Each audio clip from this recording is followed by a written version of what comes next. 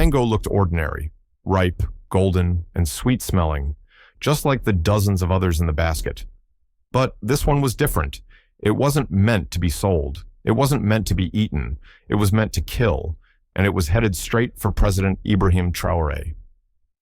The sun was high in the sky as President Ibrahim Traoré stepped out of his armored vehicle and into the heart of a crowded local market. The visit was unannounced, spontaneous some said, but Traoré had always been known for breaking protocol. He wanted to meet his people face to face, to shake hands, to look them in the eyes.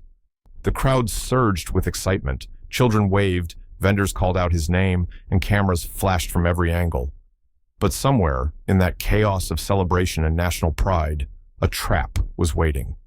It wasn't a gunman on a rooftop or a bomb hidden under the road. It was something far simpler, far quieter. A single poisoned mango placed carefully among the rest, waiting for the right moment. Just one bite could have ended everything. What no one knew, except one man, was that this day had been predicted. Intelligence had picked up whispers of an assassination plan disguised as a friendly offering, a gift from a supposed supporter. But Traoré hadn't canceled the visit. He went anyway. And as he moved through the crowd, smiling and greeting, his eyes scanned more than just faces. He was watching, calculating, aware that one small act of kindness could be his last. He looked like any other fruit vendor, mid-50s, sun-worn skin, a warm but nervous smile. His stall was neat, mangoes stacked perfectly, as if waiting for something or someone. As President Traoré approached, the man reached out with trembling hands, holding the ripest mango of the lot. "For you, Mr. President," he said, his voice soft and deliberate. The crowd cheered, clapped, and leaned in to witness what seemed like a beautiful gesture. But the president didn't move to accept it. Instead, he paused. His smile held, but his eyes darkened. He asked the man a simple question. "Where are you from?" The vendor stumbled for a second.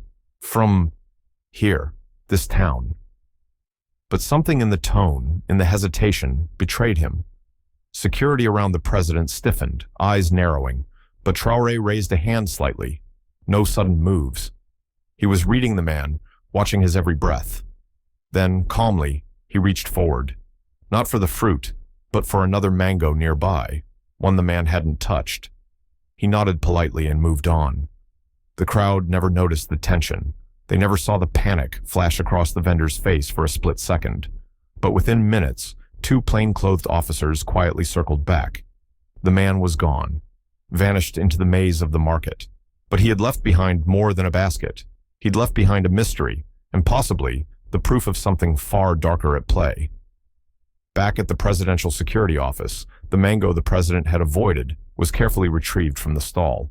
It was handled like a live weapon, sealed, scanned, and sent for urgent testing. Hours later, the results came back. The fruit was laced with a rare and lethal nerve agent, undetectable by smell or taste, and deadly within minutes. One bite would have been enough. But the real shock wasn't just the poison, it was the precision. This wasn't the work of an amateur or a local criminal. The toxin was traced back to a laboratory compound only used by a handful of intelligence agencies. Someone, somewhere, wanted President Traoré gone, not through war or revolution, but through quiet, untraceable elimination. And yet, he had walked straight into the trap and walked right out again. Because the real plan had never been to avoid the danger, it had been to expose it. Intelligence officials later revealed that the market visit was no longer spontaneous. It was a carefully laid counter-operation. The moment the mango vendor fled, eyes in the sky tracked him through the market's winding alleys. He didn't know he was already marked. Agents were waiting, and before the day was over, he was in custody, silent, defiant, and carrying a passport from a country that had no business in Burkina Faso's local affairs. It was now clear this was not just an assassination attempt, it was an act of espionage. But the bigger question still remained: who sent him? President Ibrahim Traoré never addressed the incident publicly.